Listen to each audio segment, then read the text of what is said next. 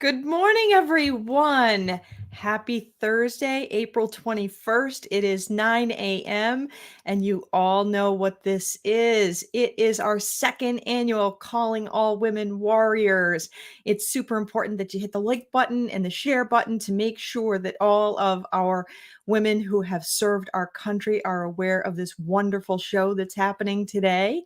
I am Deb Burton, the Executive Director of RI Elder Info and founder of RIElderInfo.com. And we are bringing our Calling All Women Warriors show out to the world in response to some outreach that we have received from women veterans who are looking to get connected with resources out there for themselves and for their loved ones. And I am so excited by today's program. I do want to make it really clear, I myself am not a veteran, but it's my belief that if a man or woman signs on the dotted line to perhaps die to give me ease of life and comfort, then it's my responsibility to give back what I can. And what I am able to give back is getting people connected. So I am very grateful that you're all here watching today. It's going to be a great show. I am really looking forward to it. So I would like to welcome Reverend East up to give us the blessing. Hi, Reverend. Hi, thank you so much, Deb. Thank you for allowing me to be present with you today. Let us pray. Most powerful and divine Creator, we place ourselves in your loving presence. We have gathered here today to answer this call with ideas, feelings, hopes, and needs. Incline our ears, focus our minds, and open our hearts, that we may continue to become sensitive not only to the strengths of the systems and resources available, but to the weaknesses as well, so that we may work to bridge gaps and strengthen connections, so that we may meet the unique challenges, the unique needs, and expectations of our women warriors. Inspire us to creativity that will take us to places near and far to meet our sisters where they are and bring them to a safe and welcoming place. We lift this eternal prayer in one voice on this day and in all the days to come. Amen.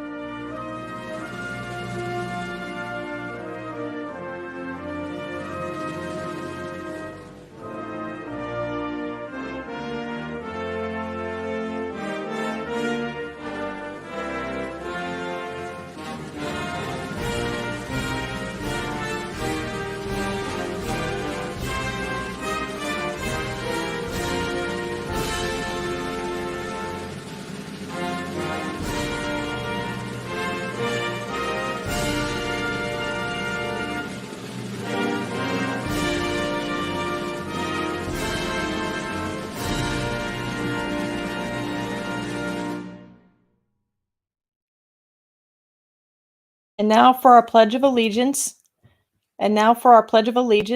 Led by our Lieutenant Governor, Sabina Matos. I pledge allegiance to the flag of the United States of America and to the republic for which it stands, one nation, under God, indivisible, with liberty and justice for all.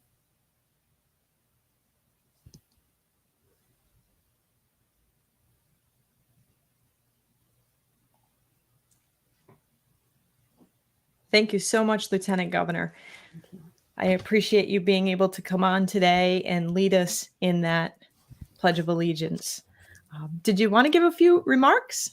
Thank you so much, Dad, for this opportunity. I was honored to have this opportunity to come and support the work that you're doing, support this initiative of calling all women's warrior. It is so important that we recognize the work that women have been doing to serve in our military. And I want to thank you for everything that you're doing to make sure that that is recognized. I just also would like to acknowledge and thank the Providence VA Breakthrough Wave, the women's women's veterans of America, the veterans of foreign wars, and everyone else who have helped make this day possible. Most importantly, I want to thank all of the women's veterans who put their life on the line for all of us. Today, this is important for us to recognize the work and everything that you have done to contribute and how your sacrifice for and your family sacrifice in order for us to be able to enjoy life and freedom in this nation. I also very thankful that I have been able to work together with the Governor McKee to ensure that we are supporting initiative, putting forward initiatives that are going to support the veterans and their families. And one of those is the proposal that we have to extend to exempt the taxes on the veterans' pension. This has been something that we should have done a long time ago, and I feel very proud that the governor has included that on his budget this year, and I'm going to be working with him on that. I'm also very proud of the work that we have been doing with the Gold Star families for the Gold Star Family Memorials Monument, which is going to be in the Exeter Cemetery. There was a goal for fundraising of $100,000 in with the work that Ernie Almonte from my office did. We were able to surpass that goal. So I'm truly honored to be able to work with you to honor our veterans. And finally, I would like to ask you during this conversation that's going to happen today, give us your policies ideas. What are those areas that you believe we can be doing more to support you and your families?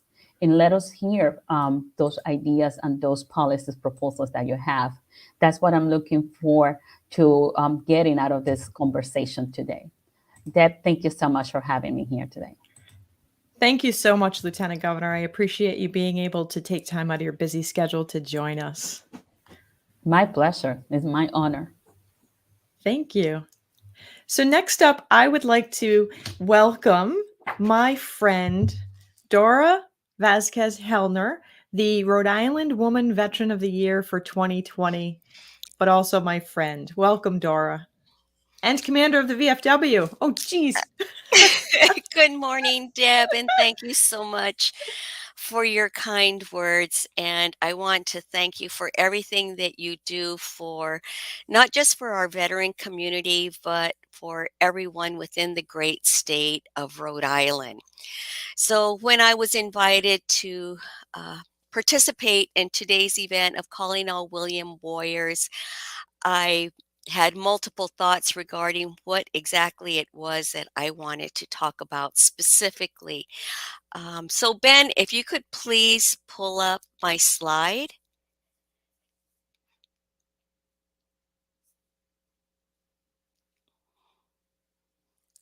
So what you see here is a tale of two photos. On the left-hand side, this was part of my military intelligence company that I led as first sergeant in support of 7th Special Forces Group, which maintains responsibility of South and Central America. And the question is always asked, Dora, why did you join the military? Well, I joined because of the strong patriotism that was instilled in me at a very young age by my dad, who was a World War II veteran. And as I progressed to the ranks, I always envisioned that life would get a little bit easier, but I quickly learned that life did not get easier. It only presented greater challenges to me. And so because of that, I had to conduct myself in a manner in which I wore an invisible mask. And this invisible mask being that I had to conduct myself, I needed to conduct myself in a professional manner 24 hours a day, because eyes were always on me, regardless of what I was doing, be it positive or negative. And so, because of that, when I retired in 2000 after 23 years of active duty, that is when I was finally able to breathe and relax a little bit. But then, as I became involved in the Rhode Island Veterans of Foreign Wars and progressed through the ranks of the leadership, department staff, I quickly realized that mask had to come back on in order for me to perform my assigned duties. And the photo on the right is a very beautiful event that I participated in this past weekend. And every single woman that you see in that photo, we are all veterans. We have all served. And all branches of the military are represented in this very, very beautiful photo. The Navy, the Air Force, the Marines, the Coast Guard, and of course the Army. And this particular group of women, this has taken 3 years in the making for me to truly be comfortable and release my mask as I continue to network with this strong group of women warriors. And so, to wrap things up, as far as what did I learn from the military, more than anything else, perseverance and never take no for an answer.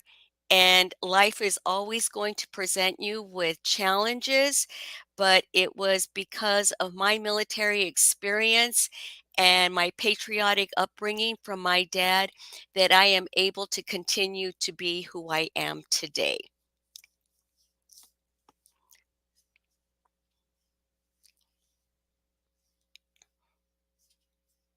Call you my friend. And I know some of the women that are in that photo, and they are absolutely amazing people. I'm very grateful that you were able to join us today, Dora. This is great. Oh, it's always a pleasure, Deb, to participate in all of your events. And again, very grateful and appreciative for everything that you do for all veterans here within our great state of Rhode Island. Thank you. So, as I mentioned, we are a nonprofit here in Rhode Island, and bringing these programming options for folks to get connected wouldn't be possible without the support of our sponsors. So, I want to give a big shout out to Cross Country Mortgage, Susan Pomfret. She's the national vice president, and she is a huge supporter of RI Elder Info. A big thank you to 321 Media. They are an amazing media company that makes sure that when you live stream, everything works well, and so that you can just kind of hit the easy button. And also England Studio, who's an award-winning web design team here in Rhode Island, but they are more than happy to design websites anywhere in the world for you. It is with their support that it enables me to bring these programs out to the community and help people get connected. So I would like to know, where are you watching from? So if you want to drop a quick note in the chat and say hi, say good morning, and let me know where it is that you're coming in from. I would be really grateful to know. It's very interesting who's watching and where. So I'd like to invite my next guest, Margo Crawford, founder of Breakthrough Waves. Welcome, Margo. Hey, Deb, thanks so much. I'm so excited to be here and share Breakthrough Waves with everyone. Yes. So explain, what is Breakthrough Waves? Sure. So it's a nonprofit that works with people in ocean therapy. So let me start by saying, imagine that you're driving down the road. You're relaxed. You're listening to the radio. It's like the car is driving itself. The open road is in front of you. And then blue lights flood your car. The police are behind you. Their sirens are blazing. Your heart races, your chest tightens, you can't breathe. Now imagine feeling this way, going to the grocery store or at a family party. This is how many people with post-traumatic stress disorder, people who've experienced trauma and challenges in their life, this is how they feel going through everyday life. I'm Margo Crawford with Breakthrough Waves. I know how it feels because I've lived with PTSD after an experience with gun violence and domestic abuse. Breakthrough Waves is a nonprofit helping people with trauma to live a balanced life through ocean therapy. I founded Breakthrough Waves so others can gain coping skills and learn to lead lives of balance in mind, body, and spirit with scientifically proven modalities like yoga, mindfulness, and a recent development in psychotherapy called ocean therapy, getting on a surfboard or stand-up paddleboard to experience the ocean and build resilience, power, and confidence. The next slide, please. Our pilot program was very successful, and our participants said, I think back on how challenging surfing can be, the timing of the wave, getting up on the board, riding the wave, but nothing else compares. I kept thinking, I feel so alive. It was the best experience to focus and feel present in that moment. The ocean and connection with nature, the waves is an experience like no other. When I find myself facing life's challenges, I tell myself to ride the wave. We also had a participant who really felt that the meditation piece and what they learned there was very successful. So I was speaking with the executive director at a veterans association, and they said that the person who attended our program called them up and was ecstatic. It was one of the best experiences that they had ever had. They found the yoga session to be a really useful tool and meditation as well. And she told me the following week, I walked into the vet center and he was practicing meditation. He was just sitting there right on the couch, and it was a tool that he really could put into practice. So we want you to have tools that we know will work and resources available to you. Breakthrough Waves is run by dedicated volunteers and mental health professionals. We are trained surf therapists, so we know what to do in the water to make sure you're safe and comfortable. So what happens in a session?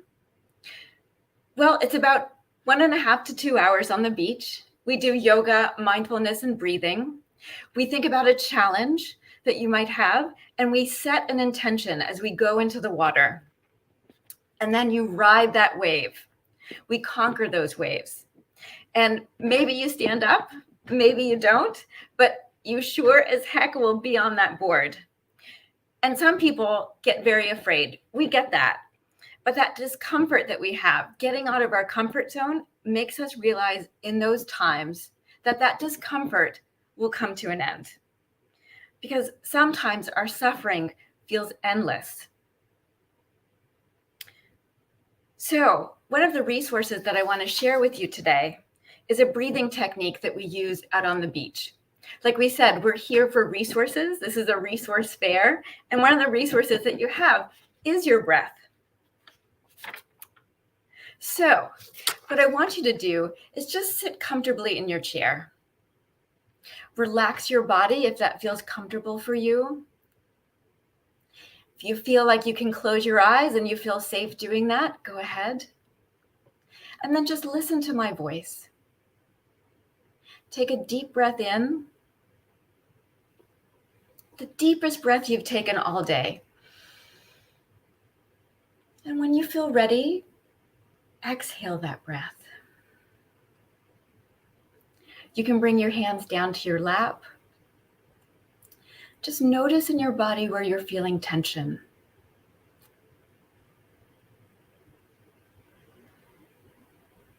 Just breathe regularly, naturally through your nose. As you feel that tension start to creep up,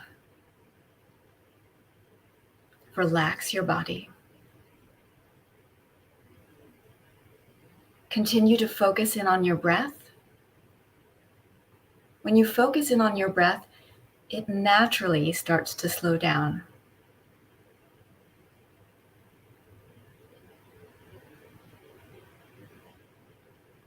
Continue that focus on the breath. Release any tension.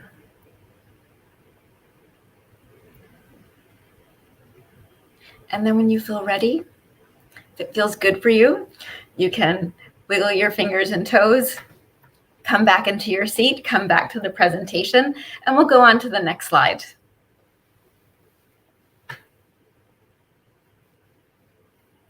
So if you'd like to schedule a session with Breakthrough Waves, we meet on the beach in Newport, Rhode Island, right at Easton's Beach, also called First Beach. That's where we surf. We do stand-up paddle boarding in West Island, Fairhaven, Massachusetts, with very calm water. So both of those places are where we'll meet you at the beach. We practice yoga with you individually, just one-on-one. We do the breathing techniques just like we did today, and even more techniques and resources that we can show you. And then we get you suited up in the water. There's no worries. We have wetsuits, we have surfboards, we have all the equipment that you need, and you're safely with a surf instructor and surf therapist who will guide you through the process so that you can learn new coping skills to balance, build resilience, and your own confidence. And when you can conquer the waves in the ocean, you know that you can conquer life. So I'll hope that you'll join us. If you go to breakthroughwaves.com, you can schedule your summer session with us. We open up our calendar in the beginning of June and run through September. So I hope that you'll be there on the beach with us. We'd love to be a resource for you so that you can have a breakthrough. Margo, that program sounds amazing. And is it a nonprofit? It is. So our programming is completely free. I mean, we do ask for a donation just to kind of help out. Surf equipment is super expensive. So we collect donations so that we can have really great surf equipment. But yes, it's all free. We love to serve veterans. We love to that's our thank you to this community. And also just a gift to you. That is amazing. And thank you for sharing some of your story as well, because I think it's important for viewers to understand that PTSD is not something that's limited to individuals who serve. Those of us who experience domestic violence can also have PTSD, or individuals who have had childhood traumas can have PTSD.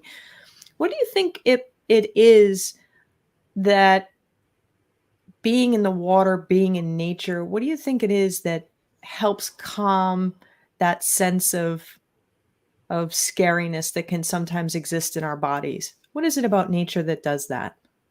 So, I mean, this is scientifically proven, especially for a PTSD. There's something about nature that does make us feel calm. It can even help us in being more productive, right? So looking out the window, looking at a tree, the grass, the sky. What I love about the ocean is that it completely envelops you. Your whole body is sensitized to the experience. And part of being in nature is being present. And often with PTSD, we are either focused on the past with maybe flashbacks, or anxious about the future and what's going to happen next with hypervigilance. And getting in the water, and especially being on a surfboard, you have to be present.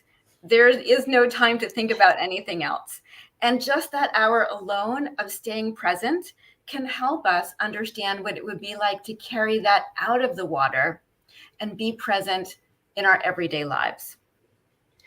And so surfing is amazing. And I've seen photos of you surfing, and I know that you surf year round. God bless you for surfing year round in New England. I don't surf year round. Oh, no, okay. I'm not that brave. No, I only surf in the summer. It's much, much too cold for me. But yes, there are surfers that are out there every single day. Good for them. Yep, that's awesome. So when you're out there, you do these classes more so one-on-one, but if someone wanted to say have a support partner with them, is that an option, or do you also offer group training? Are those options? So we do group training. We're actually waiting for a grant to come through so that we can purchase the equipment for that. But as soon as we get that equipment, we'll be starting group training. And we want people to know, we understand that like being in the ocean is, it feels weird, it's uncomfortable. And so we want to make sure that your experience is as comfortable as you need it to be. So if that means that you're bringing a friend, a family member, someone that you feel safe with, all the better. We want you to have that safe experience, again, so that when you go out into the water, you can feel safety. And then knowing that when you come out of that water, the safety continues. Okay. Excuse me. Monica had a great question. What about those of us who don't swim? Are there options to kind of stay on the beach and still participate? There is. So again, just know we're never going to get you in over your head. We do work with non-swimmers, and it will just work within shallow water. And if you don't feel comfortable in going into the water, we can do yoga, we'll do mindfulness, and we'll do other things that really get you comfortable and still a little bit out of your comfort zone to get that feeling. But non-swimmers are definitely welcome. That is awesome. Yeah. That is awesome. And so did you also say that there's the yoga available as well? There is. So I did 200-hour yoga teacher training, and I love to be able to help people kind of get into their bodies a little bit more and kind of release some of that tension. I'm not going to tell you to like get wrapped up in a pretzel, right? Well, that's good. I'm not all that flexible at my age. and sometimes, so it's like sometimes in yoga, what needs to be flexible is your mind, right? And not your body. And one of the hardest things to do for yoga is not get into those weird positions. The hardest part of yoga is just stepping on the mat. It's just starting. And so this can be the start for you. You can learn some basic techniques that don't put you in a pretzel, that don't feel completely uncomfortable, and start there. And then bring those techniques off the beach and into your daily life and into a daily practice with yoga. You can start with us. That is awesome, Margo. This is a great program that you have created, and I really hope our viewers participate in that. I'm going to put a link to your website for this in the chat, so that way if people want to reach out, they can reach out to you directly. Does that work? Absolutely. It's breakthroughwaves.com. Perfect. Awesome. Thank you so much for joining us today. Thank you. And we hope to see you on the beach. Absolutely. Well, everybody, I don't know. I feel a little more calm. When you're doing these live streams, you can get a little nervous about, how is it all going to go? But that breathing exercise with Margo, I was doing that off camera and it was very helpful. So I just got a great program going on over there. So I would like to welcome Commander Yolanda Williams of the Women Veterans of America up next.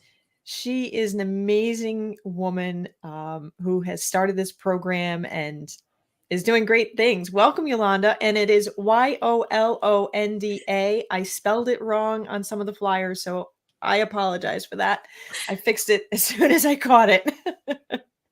Thank you for joining us, Commander. Good morning. Good morning. And like you, Deb, I want to thank Margo because the anxiousness of being up next and prepared to speak, I was also doing that breathing exercise, preparing myself for this moment. Yes, I thank you for inviting us, the RI Elder organization, for the invitation to come and speak with you all today, and understanding that this is a virtual platform and will reach many people across the United States and across the globe. It's so exciting. Today, we're going to be hearing from a host of organizations, and we've heard from 2 awesome ones, including yours, and many speakers. And we've all come together today for one common goal: women veterans. Wow, how powerful is that? If you think about it, how awesome is it that today in our virtual space that we can all come together for a resource fair that will provide information and help to many folks that may may not have gotten it any other way. Well, I will say that when I first received the invitation, I was kind of like, is this a mistake? We live in Tennessee, not Rhode Island. So I want y'all to put a pin in that for a minute. I'm going to come back and talk about that. I did, however, take on the information, and I reached out to Deb, and I talked to my board and asked, like, how do we think about participating? And for those who do not know, Deb has already told us that she's not a veteran, but she's an awesome woman, and she considers herself a friend of veterans, and that could not be a truer statement. We've spoken on the phone and emailed just about what this event was all about and how that Women Veterans of America could contribute. I didn't start this organization. It actually started in 1990, 32 years ago in New York, by a support group, a small group of support women in the medical field, as they realized that the conflict in the Gulf was imminent. There were many shortfalls and shortcomings for medical assistance and just other needs and benefits that women veterans needed that weren't being addressed. They hadn't been raised at this time, and the energy and the emphasis hadn't been focused on that. So how could they come together as a collective voice and make sure that all our voices were heard? Some of us who weren't even in the military.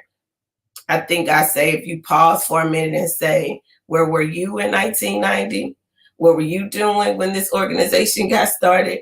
You'd have to really think about it. Some of our veterans and even some of our veteran assisted programs, it's been around a long time, and women vets had to make their voices heard about the things, the needs, and the issues that were well-deserved and continue to be pushed for in the future. I'm glad to say that here we are 32 years later, and I serve as that national commander in events just like today that we're touching women to inform them of resources specific to them, to inform them on things that they may not have known otherwise. Our mission statement is a simple one, but it's powerful. Women Veterans of America shall advocate for all women veterans and for women currently serving in the armed forces. This is executed and can be executed on a multiple of levels in many states for our chapters in the United States and to include Guam, but also just to women veterans, period. You don't have to be a member of our organization for us to advocate for you and the things that you need, for you to be a part of the things that we do and that we have reached to touch. Our vision, which is ever evolving, but with the core value maintained that we will be the voice for those who are serving in the United States Armed Forces, and to act and advocate for all women veterans, all, color nondescript, race nondescript, when you serve nondescript, but for the rights, benefits, and issues, and most recently added the recognition. I guess at this point, some of y'all are saying, okay, and what else, Commander Williams? Okay, Yolanda, we heard all of that. What else you got to tell us? What I want to let you all know is that we are women veterans, period, but particularly Women Veterans of America, the most diverse service organization. We touch women veterans on every level: active duty, reserve, National Guard, combat, retired, Women Army Corps, every branch, every age, every ethnicity. And our commonality, the one thing that we all have, and the reason we pulled together, is we all served, whether it was one day or 32 years or 36 months, we all served and we're still serving. It does not matter how long. I am my sister's keeper. You are not invisible to me, sis. I see you, and I want to know how we can help you get what you need and get you connected to it for your life right now. It may be as simple as a cup of coffee just to vent about your day, or resources like you've heard about here today to help you get through what's going on. It could be about helping you pay next month's rent. We have the capacity, we have the reach to find you, connect you to the help that you need. And again, I say an event like today is just one prime example of that. During my time as a national commander, we're not going to talk about how long that's been, but I am so happy to serve, and I'm glad of the direction that we are going. But we've taken on some strong initiatives, and we've set some goals, and we are obtaining them step by step. But one of our goals was to have June 12th, 1948 recognized in as many states as possible as the Women Veterans Appreciation Day. This is the day that Harry S. Truman signed into law the Women's Armed Forces Integration Act, allowing women to serve as regular members of the military. Yes, this may not seem like a big deal, but it's huge, and many states still do not have it recognized as a law on the books. If you live in one of those states, or if you're starting to work on that process and it hasn't happened yet, reach out to us. We do have a template and we have the verbiage. We can help you get it done. What does all this mean? And why should you take on a task such as daunting assist in your state? Because my sisters, until saying, did you serve or are you a veteran, becomes second nature like it is for our brothers at arms, we must keep taking up space. We must make sure the world sees us as value-added service women who earn the right to be acknowledged on all levels. It does take some work and due diligence, but I promise you that advocating for it is well worth it. Here in my home state of Tennessee, we just got it passed this past year, and it was awesome to see when the governor signed that into law. So you will reap the benefits of seeing that take place. I promise you it's worth it. And I guess if you think about it, many folks think that that's not necessary. That's not even true. The Veterans Administration even went out and held a campaign that I am not invisible to acknowledge that the women veterans are overlooked, that they are underserved, and how the VA is working. The Veterans Administration decided to work on a campaign to self-correct this faux pas. And we are here as a part of that to help facilitate that course correction for any other organizations, states, or people who don't recognize who we are and we bring to the table. There are some mistakes out there, I know. Some people listening may not believe this is actually happening, or this is some generalization that Yolanda made up. Well, not so much. And one of my really good friends now, additionally, didn't believe it either. He and I were in a training course that was being facilitated by a woman veteran, and she was explaining through the Veterans Mentor Program that we participate in that sometimes women veterans are overlooked and sometimes are not recognized. Him, along with several others in the class, was like, that's not true. All of us are veterans. Everybody's a veteran. It's not even a thing. And I couldn't be quiet. I tried to not speak up. I tried to just let the class be great, but I was like, pick me, please. And I shared my story and my space of being looked at as the spouse when I'm standing in line at the VA and they're asking me, who am I with? Myself. I'm here to see my own appointment.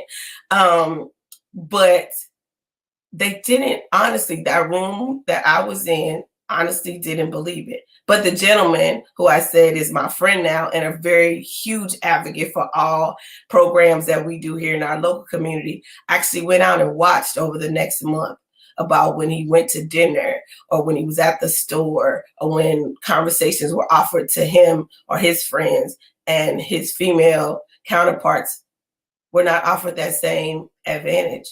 And he came back to me and was like, Yolanda, you're right. And how can I help to make sure that you all are seen and heard? So this is not made up. So, and it's not to take anything away from my brothers at arms because we all served arm in arm, hand to hand. But women are overlooked and we are here to let it be known we shall not continue to be in that space. And another growing and successful initiative that I have pushed is education for women veterans. And education comes in many forms and many levels. It's like, that's one of the things I like most about our organization. We find ways to include from our youngest to our oldest, those with kids and those with grandkids. We find a way to do that.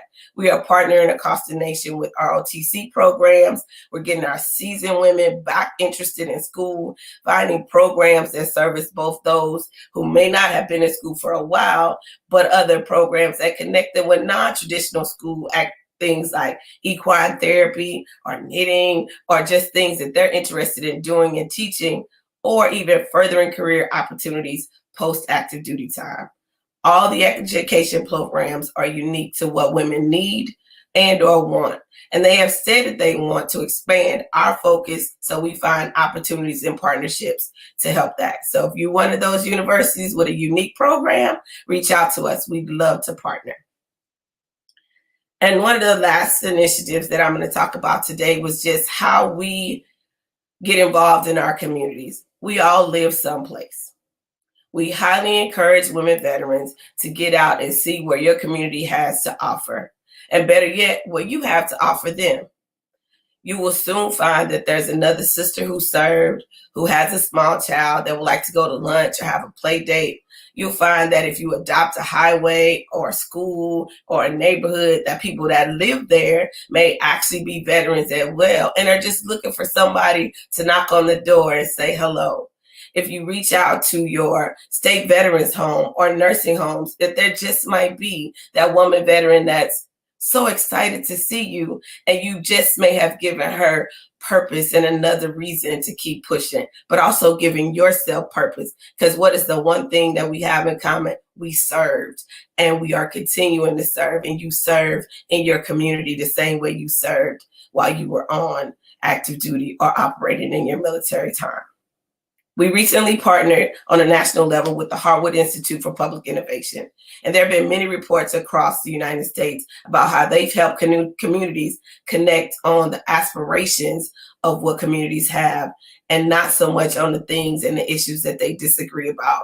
Our world is separating now. We're pulling further and further apart. If you utilize your veteran networks and your veteran communities to bring things together, the fundamental way that we move forward as a country, not just as women veterans, but is to focus on not the differences, but the likenesses. Place it on the things that we care about as a group. Pause for a moment and see how many of the same like-minded ideas that you have with people in your community and their families, that their futures, and how we can make this world a better place, your place, that place for you and your families. Commander, it is amazing when you say, where were you in 1990 when the Gulf War was getting ready to go? The Gulf War, I think, was like the first widely publicized war that we had. And weirdly, when you said that, it triggered a memory for me that I was standing in my kitchen on the phone with a friend of mine, Donna Morado, from school. And I'm like, oh my God, our country is at war. I remember that. But back in that time, there was the thought that women never actually saw combat, that you just did sort of like typing in a back room. It's amazing to me how much has changed. And your organization did a lot of advocacy on even some of the things that we maybe take for granted now, like, I don't know, a private bathroom, Yes. women's health care, Pajamas, yeah, the right gowns at the hospital. yeah, absolutely. So what you guys are doing and have done is absolutely amazing. And are you a nonprofit? Yes, ma'am, we are. If people wanted to support you, can they go on your website and make donations, or do you have anything like that coming up? Yes, ma'am. Our website is live. It's National WVA, and our national convention actually is coming up, themed Supporting Our Sisters, September 16th through the 18th, right here in Tennessee. We're going to have some virtual options to participate, but please sign up. You can make donations toward our efforts, our initiatives, and we're just looking to continue to be the voice. If you're looking to be connected, we're here to help. We have chapters all over, and looking to become a member. Membership is $20. The easiest, we're not even taking money. It's just a small opportunity to keep us administratively grounded. That is awesome. Thank you so much for coming on, Commander, and I'll make sure that information is available for anybody who wants it. Thank you. This has been awesome. I'm going to continue to listen. And I just think it's a great resource when folks come out and pull us together as a group. So thank you. Thank you. So everybody, my next guest is going to be talking about MST, or military sexual trauma. And I wanted to give you a minute. If you need to step away, it can be a very hard topic for a lot of folks to hear about or to think about. So if you need to step away, I completely understand. If you want to rejoin us at about 10 o'clock, that would be great. Great opportunity for you to check out rielderinfo.com. But I did want to just give that warning in case you did need to step away. And if you are feeling anxious or anything like that, please reach out to the VA crisis line. It is available 24/7, 365. So with that, I'll just give you a second and take a minute to say thank you to my sponsors, Cross Country Mortgage and 321 Media and England Studios. And all right, I hope you are feeling all good right now. My next guest is Judith Berger. She is the coordinator for trauma recovery services at the Providence VA Medical Center. Welcome, Judith. Hi, thank you for having me. I'm actually not the coordinator for trauma recovery services. I'm the military sexual trauma treatment coordinator. Oh. My esteemed colleague, Heather Frank, is the coordinator for trauma recovery services. Oh. So thank you for having me. I have this role called the Military Sexual Trauma Treatment Coordinator, which is primarily an administrative role at the VA. There are military sexual trauma treatment coordinators at each VA and each vet center. And our job is to help educate about military sexual trauma and help to connect survivors of military sexual trauma with treatment. I'm going to talk also, I think this is a great sort of coincidence that we're having this event in April, which is also Sexual Assault Awareness Month. And it's during Sexual Assault Awareness Month that we also recognize military sexual trauma. So this is also sort of Military Sexual Trauma Awareness Month. So I think this is a wonderful opportunity. So I'm going to first start by letting people know that for Sexual Assault Awareness Month 2022, the VA's theme is "We believe you and we believe in you." We recognize that many people who have survived sexual trauma and as part of that military sexual trauma often find it very healing and validating to hear someone acknowledge that the trauma that they experienced is real and that the VA does support this and want to help foster the strength and resilience that is in each person to heal. I'm going to talk a little bit about what is military sexual trauma, because it's a term that's often kind of thrown around. Military sexual trauma is a term that's used in the Department of Defense and in the VA. It refers to both sexual assault and sexual harassment that occurs during military service. So this would be defined as active duty military service. Anyone in the military can experience military sexual trauma. It does not discriminate by branch, gender, race, ethnicity, sexual orientation, or physical abilities. It can occur at any time or any place. It can occur on or off base.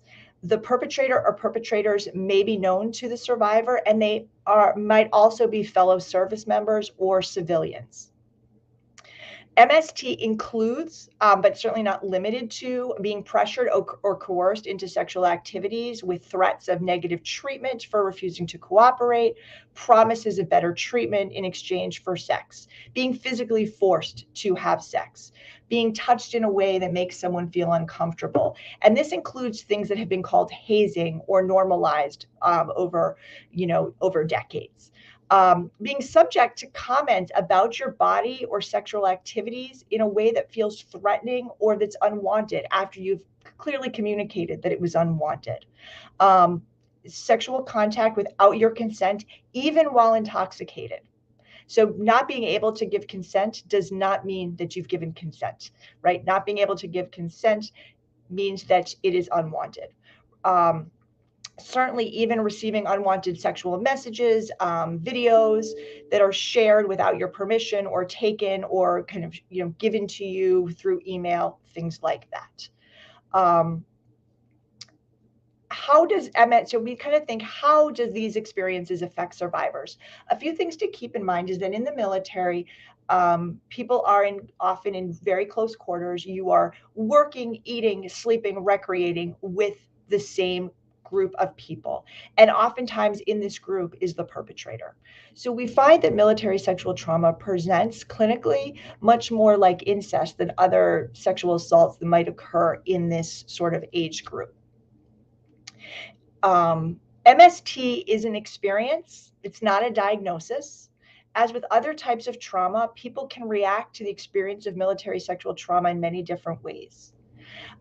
It can be a life-changing experience, and people are also remarkably resilient. It's important to recognize that many people recover on their own. However, many people find that their experience of military sexual trauma affects them in their health. It affects their physical health, their work, their ability to have relationships in other parts of their everyday life. Keeping in mind that in the military, service members are trained to be warriors, not victims or survivors. So often having to struggle with the dual kind of reality of I'm trained to be a warrior and I have been victimized can be very confusing. Also, often the perpetrators themselves are people that then in combat situations, survivors need to find ways to trust. And often this can lead to a lot of confusion for survivors in how do I trust this person in some ways, or what are the consequences of not trusting this person in some ways, and holding the reality that they have profoundly violated my boundaries and harmed me. So those are just a couple of the things that can be particularly challenging. When we look at the prevalence of military sexual trauma, most of the data that we have comes from some surveys that have been done in the military and information that is collected through the VA system in what we call the MST screening tool. All veterans coming in for treatment at the VA are asked if they have experienced MST. Again, using similar language to what I described as MST. And depending on the number of people who say yes, and of course we know many people, even if it's happened to them, have said no. So these statistics are not perfect, but about 1 in 3 women has reported experiencing military sexual trauma, and about 1 in 50 men have responded that they have experienced military sexual trauma. This means that there are a significant number of both men and women who have experienced MST. And I know this is a women warrior event, but I think it's almost crucial to really emphasize that this is not solely a women's issue. And that 1/3 of survivors who tell the VA provider that they have experienced MST are men. So this is a service-wide concern. The VA does offer treatment. So that's the good news. Things started to shift in 1991 after the outcry with the kind of public realization of what was happening at the Tailhook Convention. And slowly things began to shift. And in 1993, I believe, MST was designated as something women could get free treatment for at the VA. This was expanded in 1995 to include men. So it was fairly quickly, in federal government terms, that they recognized that this was not just a women's issue. Currently, every VA facility has an MST coordinator, as I had mentioned, and this is someone who helps connect survivors with care and services that are right for them. Each VA offers outpatient therapy for military sexual trauma, as well as our VA community-based vet centers. And we, in this area, in kind of the connected with the Providence VA, we have vet centers in Warwick, Rhode Island, Fairhaven, Massachusetts, and Hyannis, Massachusetts on Cape Cod. And each of those has a military sexual trauma coordinator who can assist. The VA does also offer residential treatments and other inpatient settings. And we also offer treatment for physical health conditions that might be sequelae of military sexual trauma. Eligibility for treatment for military sexual trauma is broader, and it's definitely more expansive than what's available for you don't have to meet all the requirements of being a veteran to be eligible to receive treatment for military sexual trauma. There are it's a more expansive availability. Even some people who've had other than honorable discharges can be eligible. Certainly anyone who's interested in exploring this can reach out to me, and we can try to connect survivors with treatment and determine their eligibility. I know someone from the VA benefits office is going to speak later, so I'm not going to really touch that much on the benefits, but also one does not need to have service connection to be eligible for treatment. And I think it's also important to recognize that someone does not need to have disclosed the sexual trauma at the time it happened to be eligible. So when someone says this happened, we believe you. We're not going to ask you for questions. We're not going to ask you, why didn't you call the police when it happened? Why didn't you report this? We recognize that people don't report this. People are concerned about their careers. People are concerned about retaliation. They have heard widely that women are not believed, or people are not believed, or they're blamed. So we know these are the realities. And so people don't need to have shame coming forward and believe that they're going to be asked a lot of questions. I think that is pretty much all that I have. I'm more than happy to answer any questions. Sorry, I think you're muted. Sorry. Oh, there we go. So for some of our older women warriors, those who maybe served during World War II or Korea or Vietnam, the treatment of women by society as a whole was very different. If you wore nail polish, if you had on lipstick, then clearly you were asking for it. Are your services available, and the services at the vet center available for women to come in and seek help and guidance when it happened so long ago and society kind of looked the other way on it? Absolutely. And right, societal ideas have changed. We do know that nobody is asking for sexual assaults. Even if you are wearing nail polish, you are wearing a low-cut dress, right? These things don't make other people do things, and they're not subtle communications that this is what you want. Sexual assault is a crime. The perpetrators of sexual assault are criminals, and that is the reality, and that's how we look at it today. I actually had a World War II male veteran who recently disclosed military sexual trauma. So again, we have people from all generations as they're recognizing. And again, I think this sort of increased awareness in society, or change in how society sees things, I think has also goes for men too. And absolutely, there's no statute of limitations on coming forward and getting treatment.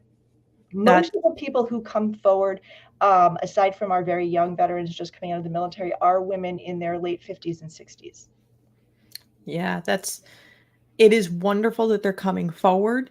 Mm-hmm. It is horrifying that they have to, that it's happening. That makes me very sad, but I am very glad that it is something that folks can get the help that they need. And when they go to the vet center versus, say, going to the VA or the VBA, individuals have expressed to me that they hesitated about reporting because they were concerned about chain of command and what would go in their permanent records kind of thing. The vet center holds things separate from the VA hospitals, correct? As far as I know, you're with the VA hospital. No, absolutely. No, I can answer that. So the vet center has its own medical record, and that can only be accessed with direct written permission from the patient or the veteran. So that person would have to handwrite permission to release any of that information. Here at the VA, DOD can access our records. I don't know how often they do. Usually if someone is currently active in the Rhode Island National Guard, which would probably be the ones who would be accessing our record if they did. I mean, again, this is very rare, and I don't want people to think that the DOD is regularly kind of looking at our records.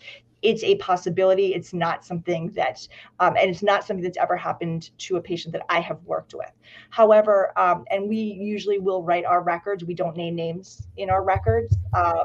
We're not going to write X person claims that X person assaulted. We're not going to do anything like that. But people who are currently in the Guard, we sometimes will have a conversation with them about that added layer of confidentiality that is available at the vet center. Often for many people, it's a choice of convenience, hours available, and are they receiving a lot of other care here at the VA Medical Center, and it's easier to coordinate. So when people call me, I have this frank conversation with them and I let them make a choice. The VBA is not related to kind of anything. They would not be kind of releasing information. And I think it's also important for people to know if they come forward to us, it is for them and their treatment or their application for service connection. In no way are investigations going to be started. This is not going to get reported to the military in any way. We do not usually assist with starting investigations. If someone's currently in the military and they come to seek treatment, we would be recommending that they speak to a sexual assault response coordinator, which is available in the military for guidance on that. So that is not something the VA is going to get involved with. Does that answer the question? Yeah, absolutely. Yes. Judith, I'm really glad that you were able to come on today and talk about this very serious subject that is impacting more people than it ever should. Obviously, one is too many, but and we probably don't even know all the numbers because I probably think not. Yeah. And I think many people, when you're asked a question, if it's 30, 40 years later, you don't want to open that can of worms, and maybe you just say no. So we barely kind of have a kind of touched on, I think, the numbers. I also think that maybe people did talk about, as you mentioned, right, societal expectations have changed, and maybe people were told it was their fault. And I think that certainly for many women, they might have believed that. They may have been told that it was the nail polish or the dress they were wearing, or why were they going someplace alone, which sounds today kind of shocking. And they may have internalized or believed that that's going to be how people are going to respond today. And I just want to make sure that any survivors out there know that sexual assault is never the survivor's fault. Full stop. Never. And nothing a person does causes this to happen. I think that's a great place to stop. Thank you very much, Judith, for coming on today. I really appreciate it. Thank you for having me. So we have some guests coming in from all over the place, and I am super excited. We've got Heather out of Plymouth, Mass. We've got Monica from Clarksville, Tennessee. We have Donna over at the Providence VA, Shirley from New York. Let's see, Fort Leonard Wood, Missouri. These are amazing. The VBA office in Providence, Southeastern Mass, Warwick, Vermont. Ooh, it's so exciting. We are like going nationwide here. Very excited. Another Providence, Rhode Island. This is awesome. Very exciting to have everyone here from all over. And I hope you've all hit the like button and the share button so that more of your sisters can see this information and get this information. It's been a great morning so far. I am super excited. Just wanted to say, if anyone, did need to reach out to the Veterans Crisis Line, if you're feeling uncomfortable at all, we know, unfortunately there are 22 a day. That number is the 1-800-272-8255 and press number 1. So if anybody's feeling uncomfortable, I want to make sure that you have the ability to reach out and do that. 1 is too many. 21 a day is way, way unacceptable. So moving on, I am happy to welcome up to the screen a brandy new Rhode Islander, Assistant Director of the Providence Regional Veterans Benefit Administration, Zarina Chambers. Hi, Zarina. Hey, good morning. Sound check, can you hear me? I can hear you. Awesome.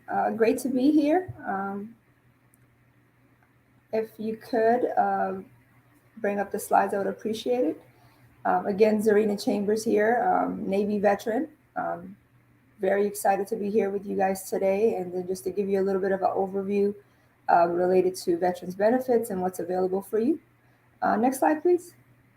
So first of all, let me introduce you to some of our local points of contact that are available for you should you need any type of assistance with benefits, filing a claim or any other questions you have. We have Miss Christina Thomas, who is she's an Army vet, who's our MST and outreach coordinator. And then we also have Miss Lindsay Jermaine Lint, who is a Gold Star mother to a Marine veteran. She lost her son on line of duty, and she is our Women Veterans Outreach Coordinator. Great group of folks. We are here to serve you. So just wanted to give you that point of contact. So if you are local to the Rhode Island area or any New England area, you are more than welcome to contact them. We'll give you some phone numbers later on. Next slide, please. All right, so what does the Providence Regional Office, what do we do, what do we offer? Of course, we are very dedicated and passionate to our VA's mission, and then we provide you all services for you, your family members, other beneficiaries, and we are here to answer any questions you have, guide you on through VA services, and provide you any other assistance in completing and correcting any benefits that you have filed for, or anything that you are looking into processing.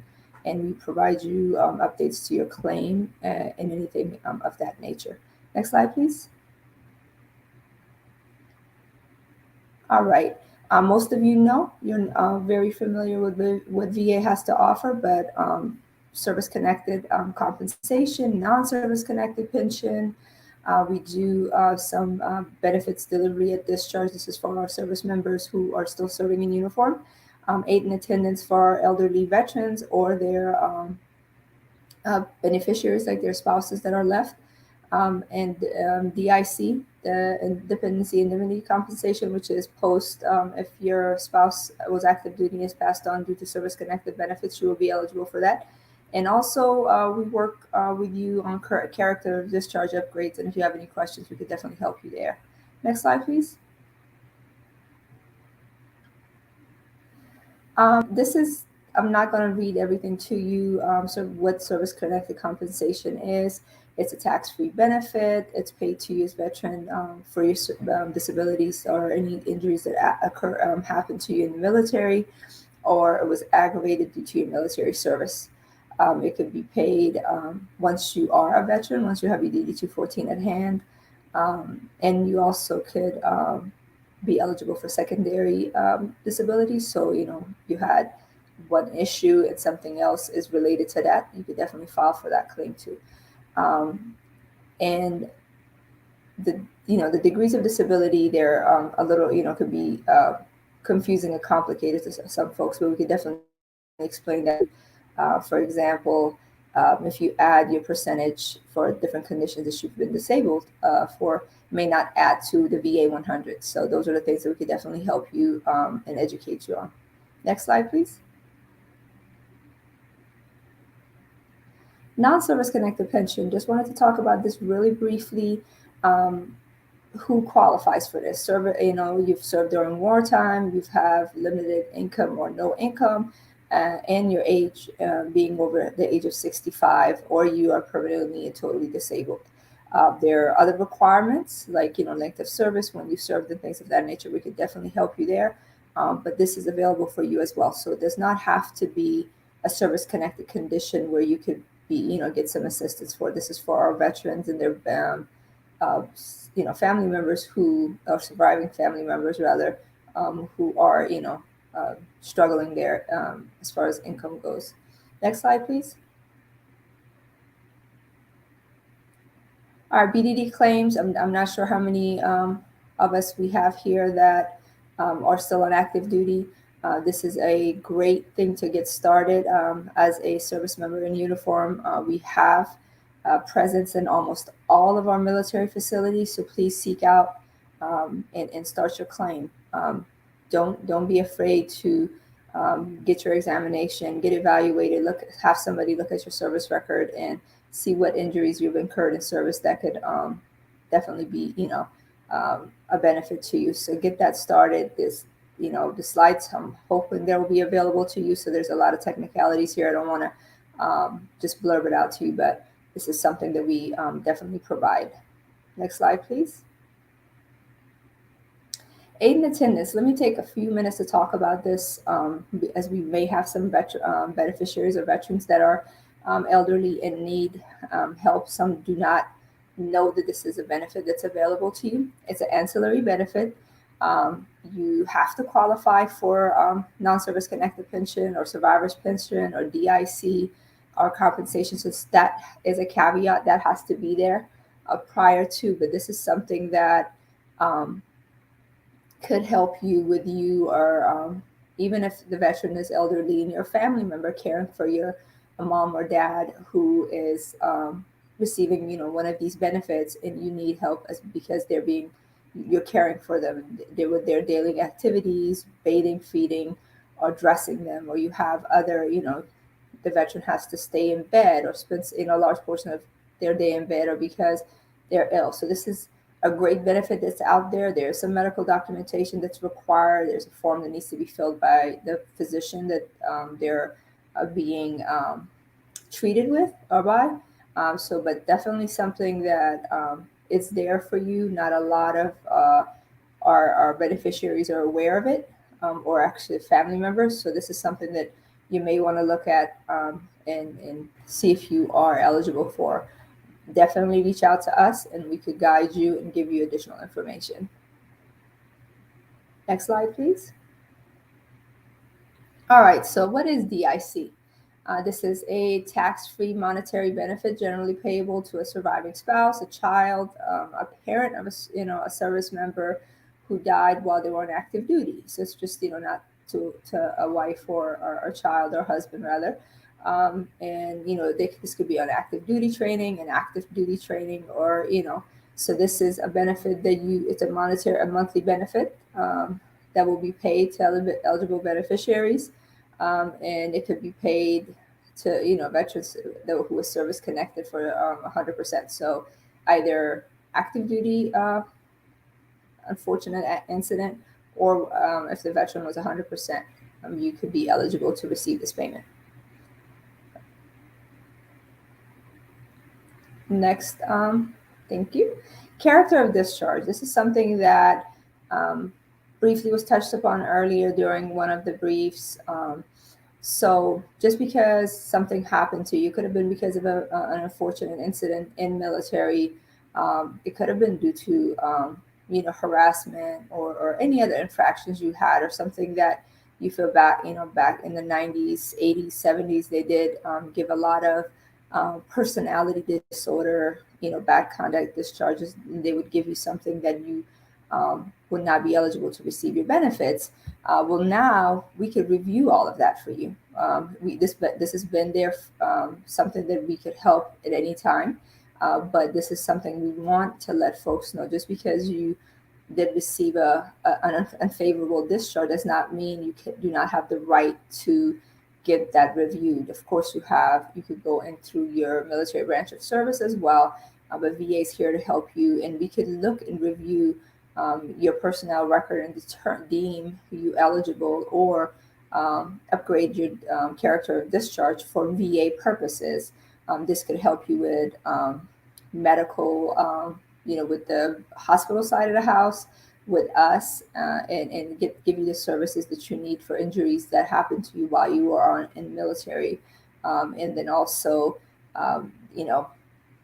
as my colleague from the hospital mentioned, for military sexual trauma, there are services available to you, and you do not necessarily have to be service connected for that.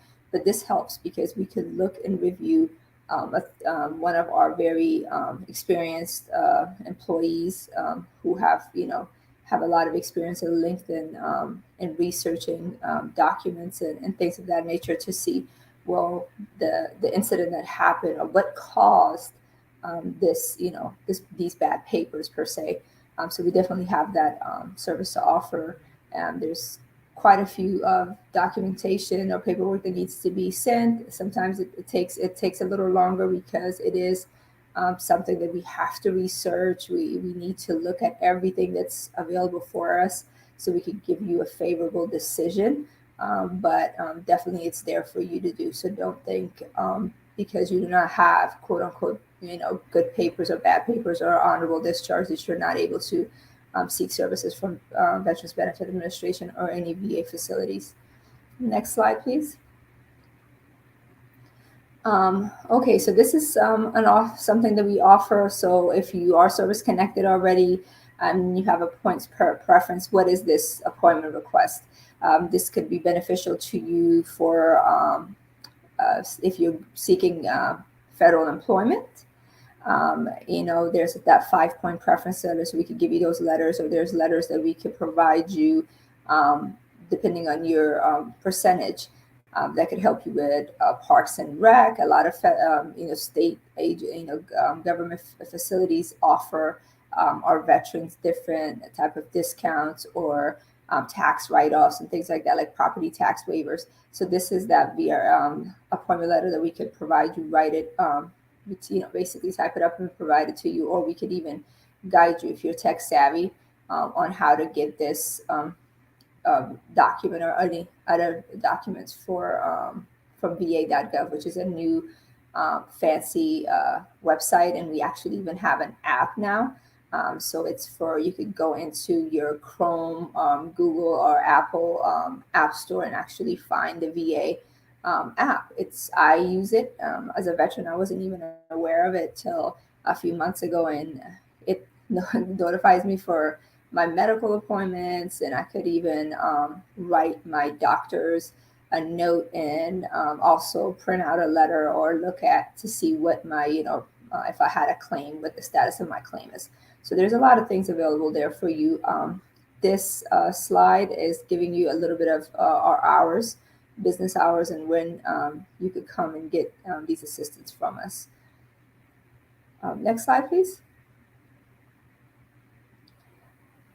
Okay, here it goes. I'm going to wrap it up for sake of time. So here is how can you speak to us locally and nationally, since we know we have quite a few of our fellow veterans and others joining us from across the nation. 1-800-827-1000 is the VA's national call center.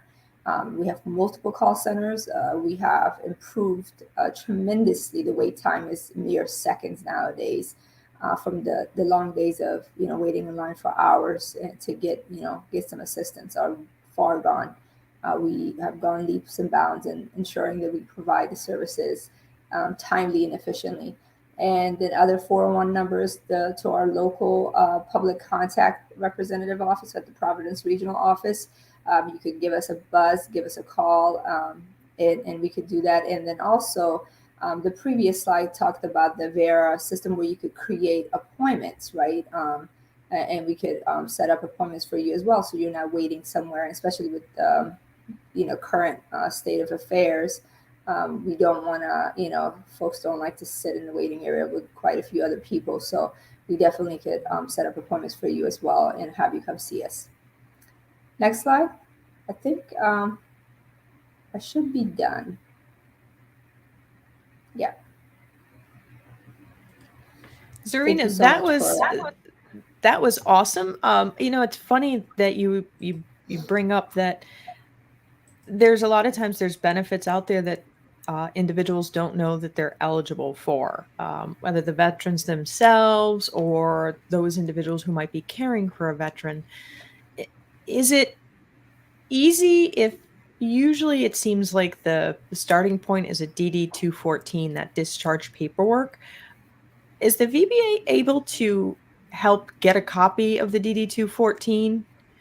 And the other question I had is, when it comes to applying for veteran benefits, is it something that our veterans need to go to an attorney and pay money for, or can they get assistance at no charge through the VBA itself?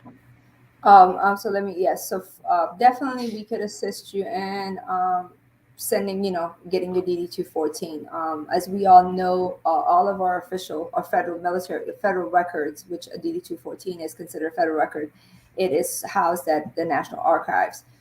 But you come in to our office, or you could start your application online And VA will do, that's our duty to get those federal records for you, getting you a copy of your DD 214. And if you request it, or even your copy of your medical records, whatever we have in possession, we will be more than happy to provide that to you and also help you in getting that for you, or even for your family member.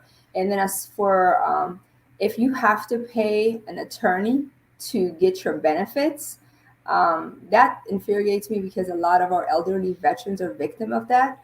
Not only us as Department of Veterans Affairs there for you literally 24/7, if you consider the website, to help you free of charge to get you the benefits you deserve. But we partner with our veteran service organizations. You had a great panelist earlier that spoke to that they are there to provide. So we have veteran service representatives in our building, like the American Legion, Disabled Veterans, DAV, and other organizations that will help you free of charge as well. So if sometimes you feel that you don't want to come to VBA directly, you could always go to our other partners, and they're there to serve you and help you free of charge. You should never have to pay a dime to get what you deserve. Amen to that. That is awesome. So someone was asking if they came in the office for medical records, you can only give them 25 pages. Any more than that, and they have to put a request in with public contacts. And that came out from Christina Thomas.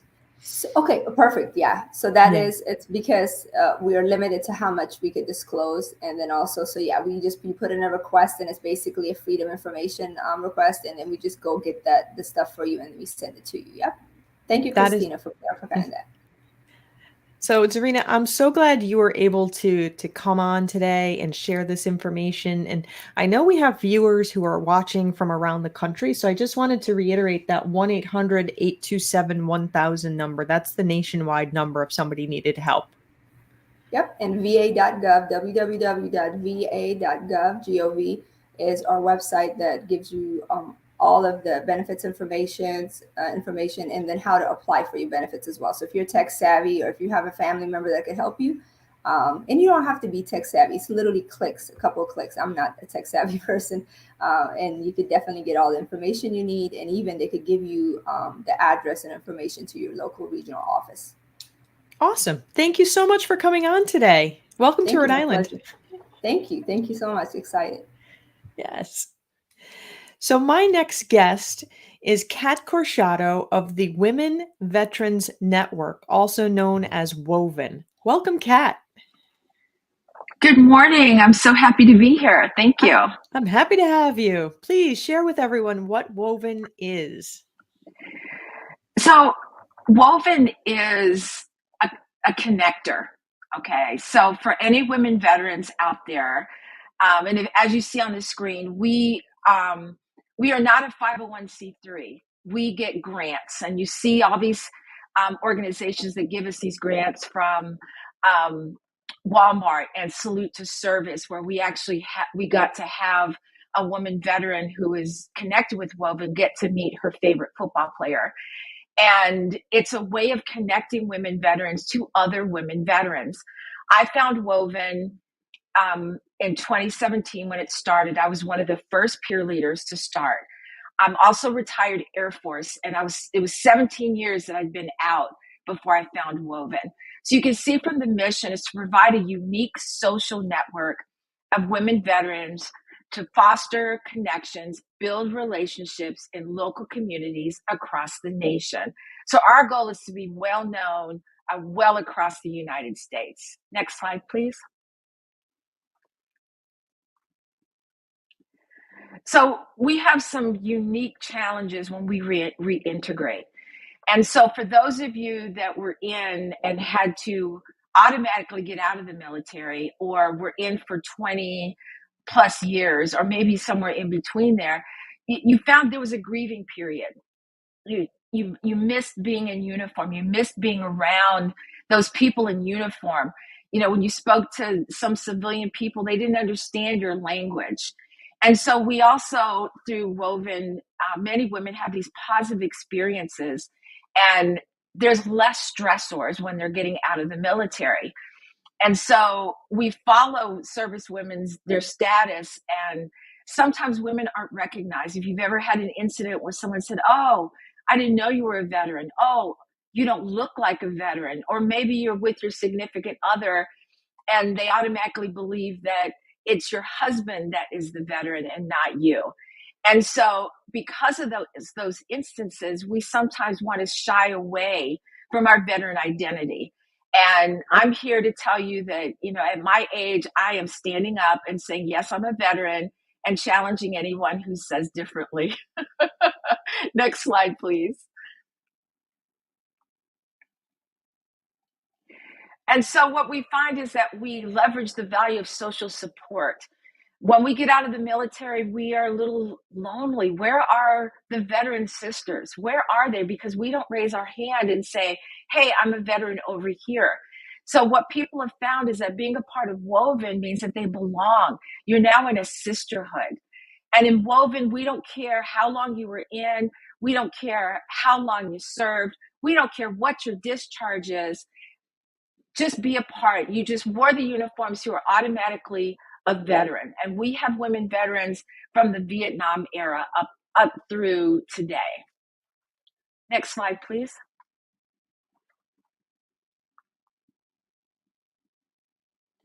So I was just talking about this. So women veterans, we connect from all eras and branches. It doesn't matter, Coast Guard, Army, Navy, Marines, Air Force. We love everybody. If you wore the uniform, you can be a part of Woven. And one of the great things about Woven is that because it's a program, we don't charge you to be a part of this. This is something that we love women veterans. We want you to be a part of this.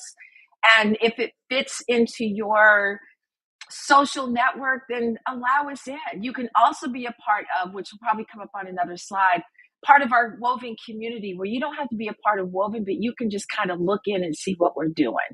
So we seek to empower women veterans through sharing information and resources. Next slide, please. So you're probably saying, okay, well, what exactly is Woven? Yes, it's a social network. Yes, you connect women. But what we do is we have 8-week groups. And as you can see, we talk about some of these subjects you can see here. So you have to be a peer leader, and there'll be 2 peer leaders that hold this group of no more than 8 women. So it's very intimate. And we talk about transition. We talk about balance. We talk about stress relief and connections and self-esteem. And we just added one called trust. And what you find is sometimes we forget about those instances that happen to us in the military, and we start talking about these different aspects of our military life, and some of these memories start to pop up. And so these groups are very intimate. You start to learn that these people that are in your group are your friends, and you start to tell things that you didn't think that you would tell ever. And you realize you're in this safe place, and it's okay. Next slide, please. So women veterans who volunteer for leadership role, and they're supporting their sisters in arms by leading Woven groups. So this isn't just a way to get together and chat, although that happens too, but we get to talk about the Woven curriculum. So if you're interested in being a peer leader, I highly suggest being a part of a group first so that you can see exactly what the structure is. And then you say, wow, I really want to do this. So when you become a peer leader, when you're in training, you go through the Woven curriculum. We teach you how to facilitate a group. We talk about management of the group process and talking Socratic questionings. No one wants to be told you should. We always say, don't should over anybody. So we always say, well, hey, have you tried this? And getting people to think on their own and saying, I haven't tried that. That might be something that might help me. And then safety issues and any concerns that we might have. Next slide, please. All right, so this is just a slide talking about our first peer leader training and the groups that we've had since starting in 2017. And just a quick overview of how many have launched groups, how many have actually become peer leaders. And it just gives you kind of this kind of nice guest presentation of how we are going about doing our groups. Next slide, please.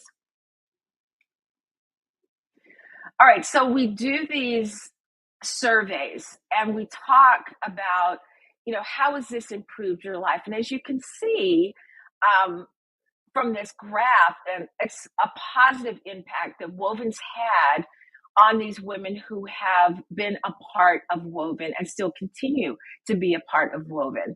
Their quality of life, their increase in activities, how their health, their wealth, their well-being. Because when you have a social network of women, or just a social network, you're more apt to start thinking that maybe I can be an entrepreneur, start my own business, whatever that thing is that you thought you couldn't do. When you have this network of people behind you, you're more likely to do it, because we're saying, you know what, we got your back. It's okay. Go for it. We've got you. Next slide, please. So we're always expanding. So one of the things that we have done is everyone kept saying, okay, that's great for veterans. What about active duty? So for any of you that actually transitioned out of the military, you had that feeling of falling, that feeling of isolation, that what do I do next? Because I'm sorry, but the military doesn't help you get there. And that's where Bridges came in. And so we developed Bridges so that a woman coming out of the military, within about a year of her separating, and you get a battle buddy, that person who's been there, done that. Now, I'm not saying they know all the questions or all the answers, but it's that person that you can call and say, I just need to vent. And you're like, okay, cool, go for it. Or maybe it's someone that you can find out what the answer is together, because you've got that other person there walking the walk with you. Next slide, please. So connect with us. You can reach out to us at contact@wovenwomenvets.org. You can also check out our website at wovenwomenvets.org. You can also reach out to me, Kat, C-A-T, @wovenwomenvets.org for any questions. And if you want to know more about our social networks and stuff, I'd be more than happy to let you know about that too. Next slide. Oh, and that's it. So I hope you guys get a chance to just check us out and go to the community page, see what we're doing, all the fun we're having. Before we go, I wanted to mention that we're having this national campaign called Recognize Her 22. You do not have to be a part of Woven. And it's to take the stigma out of asking a woman veteran if she is a veteran. And the other thing I wanted to mention real quick is that we have our Empower Her webinar series, where you don't have to be a part of Woven to be a part of that either. We're going to have speakers that are going to come in, talk about entrepreneurship, talk about being an author, all kinds of cool stuff. So keep an eye out for that too. Kat, you guys are doing some really amazing things. Are you a nonprofit? No, we are Okay. not. We call ourselves a program because we get grants. Our director and co-director write grants, and they really love veterans, and they're like, here, have some money. And we're like, okay. Sweet. That is awesome. Awesome. And you guys checking it out on your website, it looks like for those folks who are in the East New England kind of region, you are having a charity golf classic on May 11th to raise some money. So that's a great opportunity to be able to support these programs. What do you think for you, what has made the biggest difference for you as a woman who has served through being a part of Woven? Well, you first have to understand that I retired over 22 years ago. So when I got out in 2000, there weren't all these programs that were for women veterans. So at the 17-year mark, I went to a roundtable discussion, which now ended up being Woven. And I didn't realize how much I still needed to be around my veteran sisters, to talk about those things that happen to us. And it's okay because it's a safe space to do so. So it has meant the world to me. Like I said, when you have that network, I was able to, start my podcast, because I had these women saying, you would be great. Go for it. Go do it. And I did it. And it's been fantastic. I can't tell you. That's why I'm still a part of it. So is Woven in every state or most states? If somebody wanted to bring a chapter to their community, how would they do that? Well, we don't have chapters. So Okay. we do have, so that's why we always do peer leader trainings. Okay. So our goal is to be in every state, in every city across the United States. So when someone says, have you heard of Woven? They go, yes, I have. And so if there's something that's not in your area, become a peer leader. We have online groups too. So you don't have to worry about, the logistics. So I don't live close by. And the great thing about being online is that you get to be in a group with women from all over the United States. So we've had women that met in a group and they got together. They met at a certain place and they hung out and had a great time. So it's well worth it. I love the online groups. That is awesome. And you can reach so many people online. Look at us. Yes, absolutely. The magic of the internet. Yeah. And it's funny when you have people that you bond with, the miles between you don't matter. Yeah, they disappear. Yeah. They disappear. You find your tribe. I mean, we've had women who did a group, over, 3 or 4 years ago, and they still meet anyway because they become such good friends. So that is awesome. So Indira has asked, I am still serving. How can I help? Oh, that's so cool. You can, go onto our Facebook, our community page. You can also, we don't have, what you can do, let me backtrack. For our Bridges program, if you would like to be a guide or I don't know how far out you are from leaving the service, but, connect with me and maybe we can, chat or something and I can give you some more information. Awesome. And we'll make sure that your contact website information is in the chat for anybody who needs it. I'm so glad that you were able to come on today. Me too. I think it's super important to just forge those bonds, and have those connections. Mm-hmm. Well, I think it's difficult because as women veterans, sometimes we don't trust very easily. And, once that initial meeting that you go to because you're nervous and then you find out that everybody in that group is just like you. Yeah, they're a different service, maybe a different time, but you're laughing, you're crying, you just feel like, it's almost like a therapy session. Although it's not therapy, but you just feel like so light after the meeting. It just feels good. It's like coming home. Yes, absolutely. That is awesome. Awesome. Thank you so much for coming on today, Kat. I really appreciate you taking your time to join us today.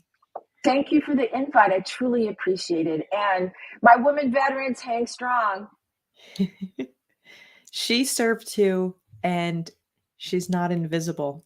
I think those are some of the really strong messages for my viewers out there who maybe are not veterans, is to always keep in mind when you are asking if someone served that you're not looking at the male in the party, that you are looking at both individuals. So very important. And I am super grateful. Again, I want to give a shout out to Cross Country Mortgage and 321 Media and England Studio for being able to help us out and bring this to you.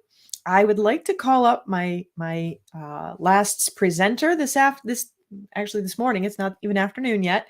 This morning, my friend Maya Hill from Veterans Inc. Hi, Maya.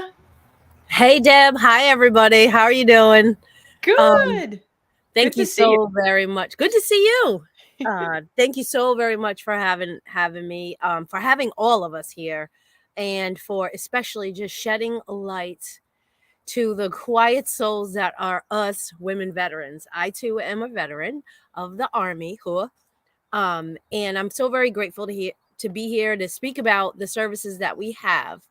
One of the things that just touched my heart were how so many, Miss Cat just absolutely just touched on it too.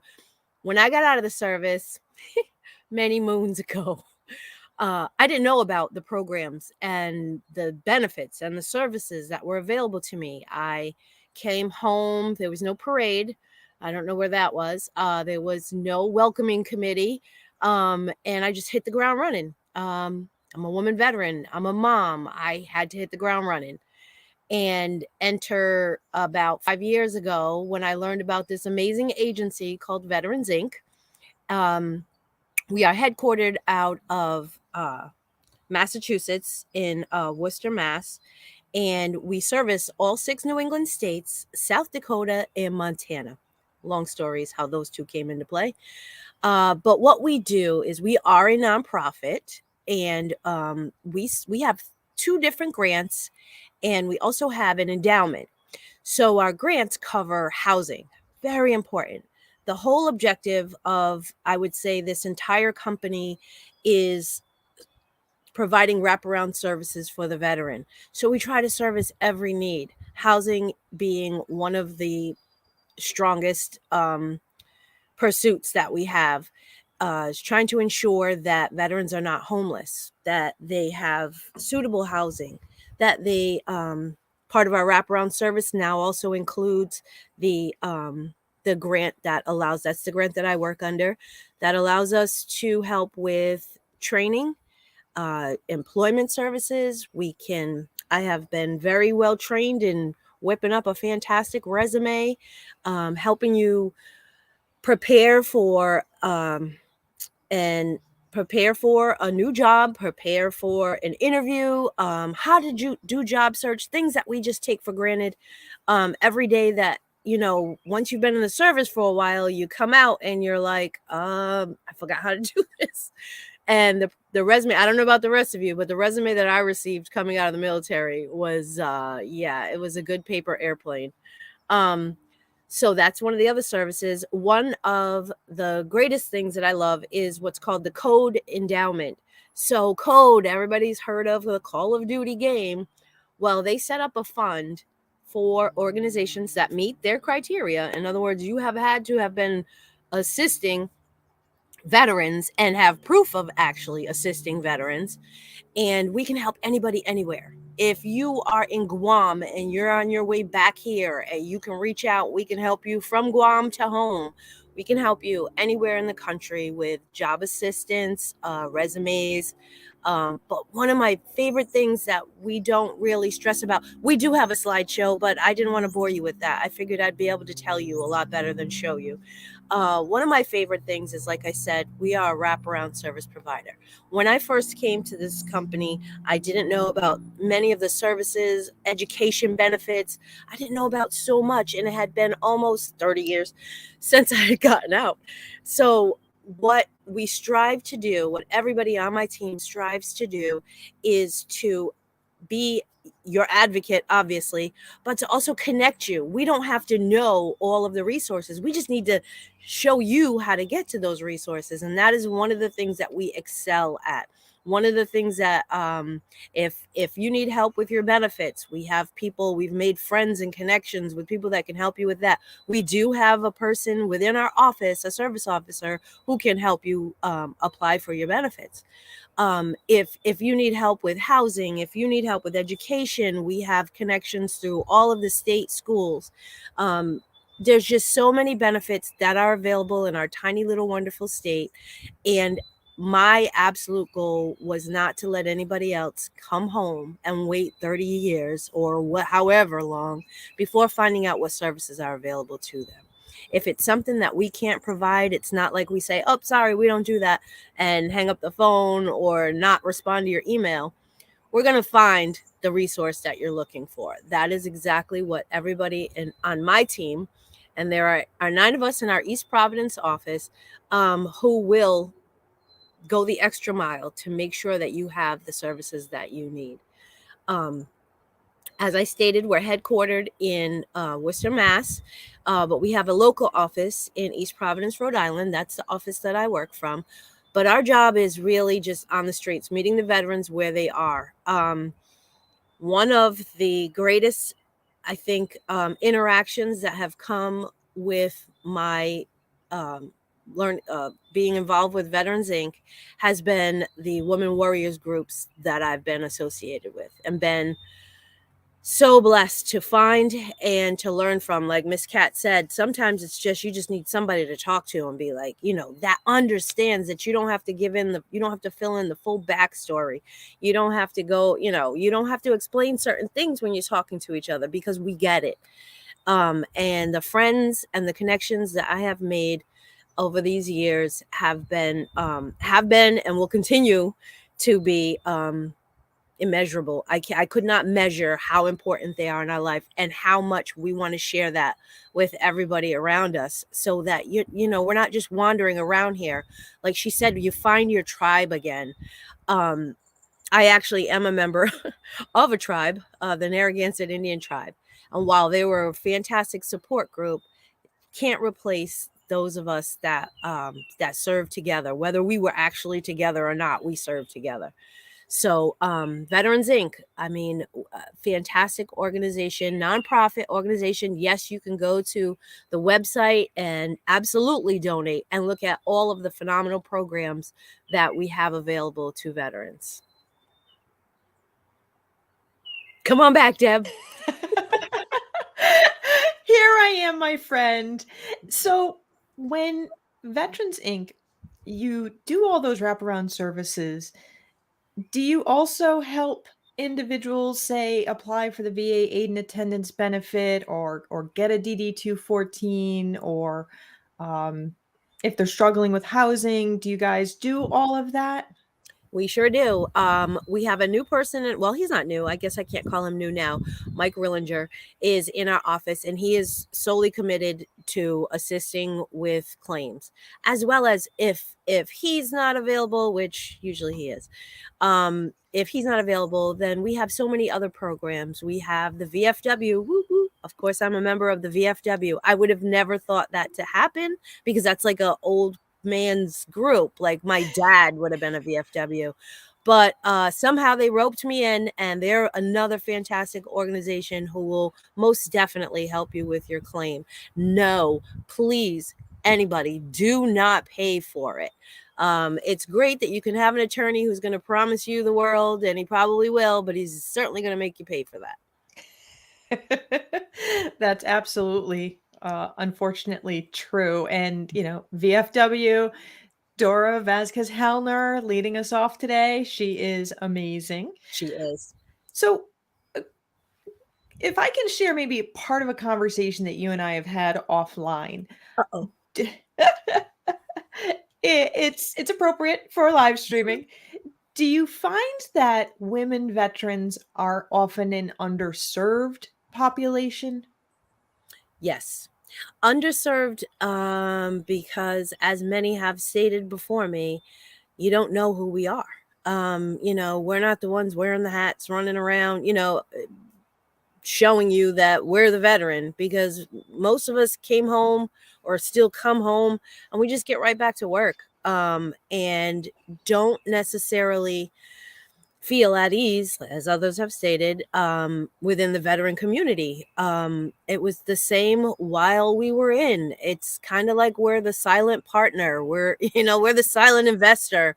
But I am noticing with events like this and with groups that have been mentioned, it's starting to change. That is starting to change, and we're being more vocal, and we're able to walk into that VA and say, I'm the person who's here for my appointment.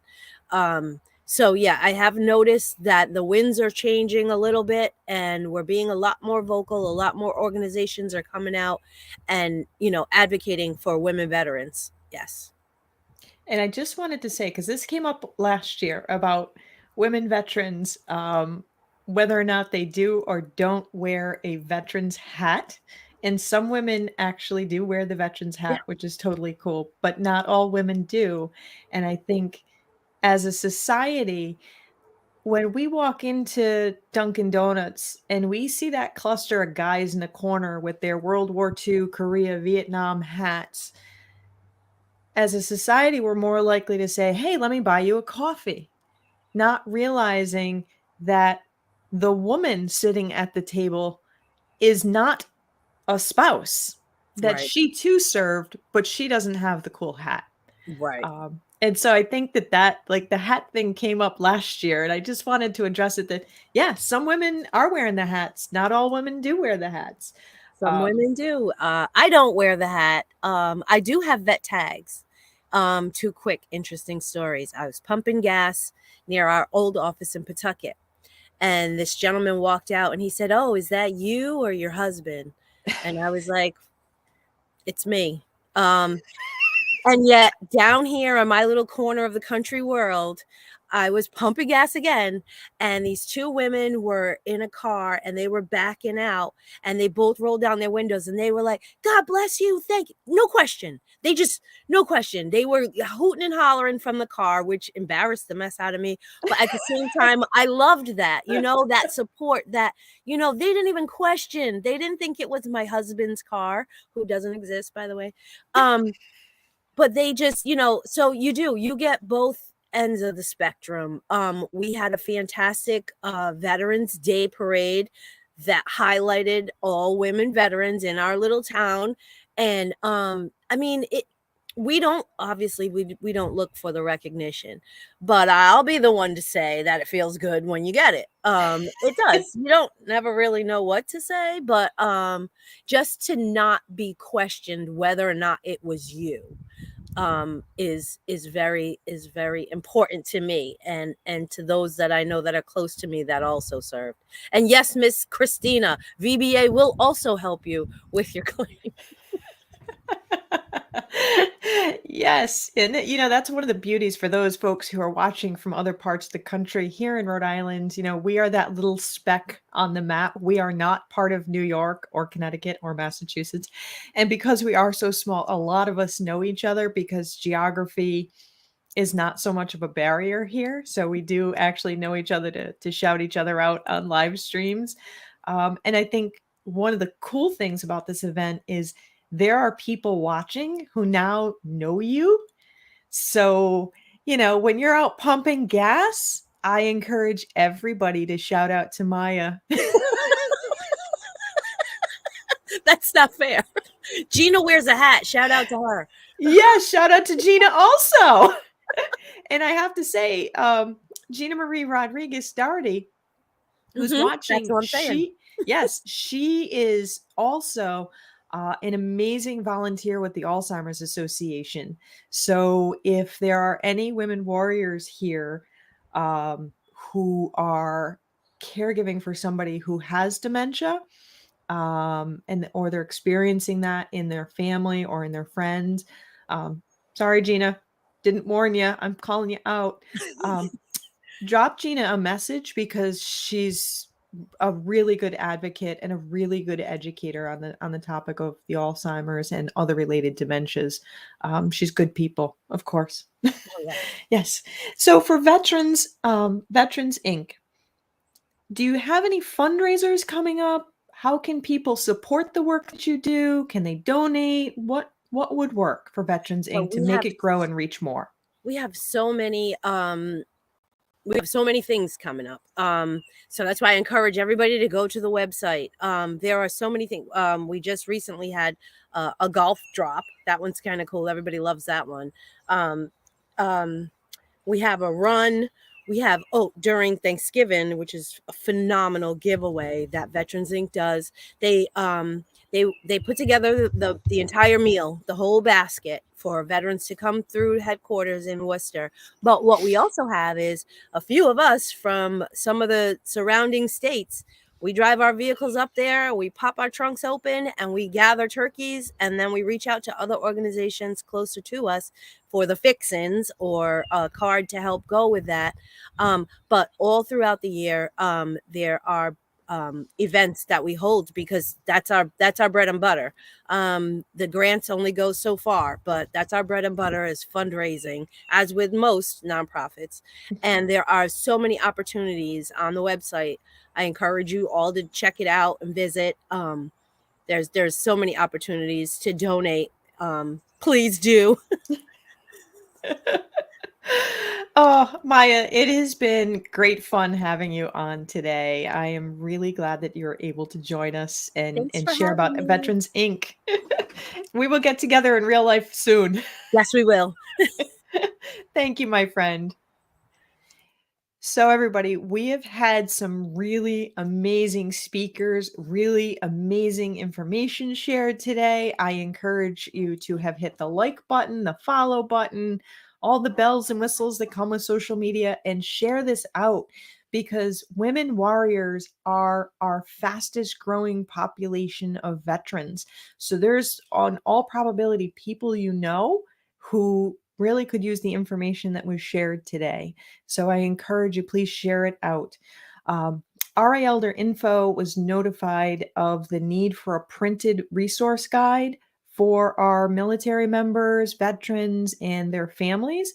So you can go on raelderinfo.com right under resources at the top and download Operation Connect. It is the only printed and printable resource guide for Rhode Island service members and veterans. So I encourage you to do that. Also, big announcement, get out your calendars. Saturday, June 18th, we will be holding a live event.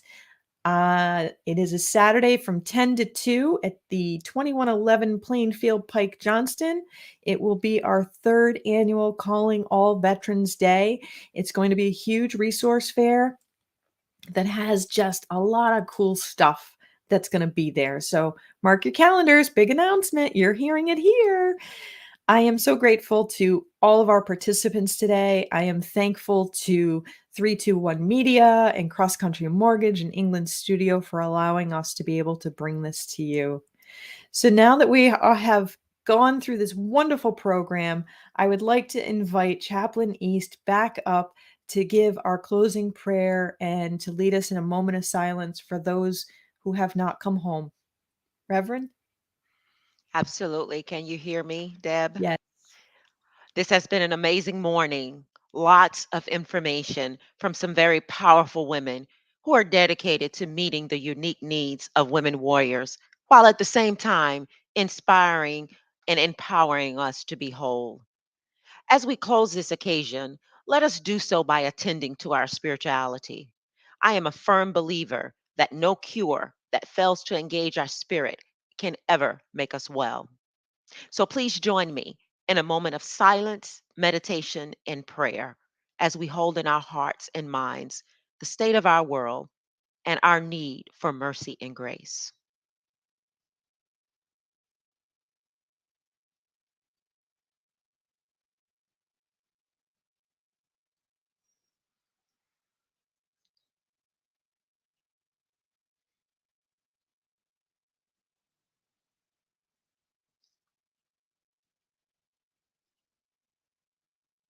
Let us pray.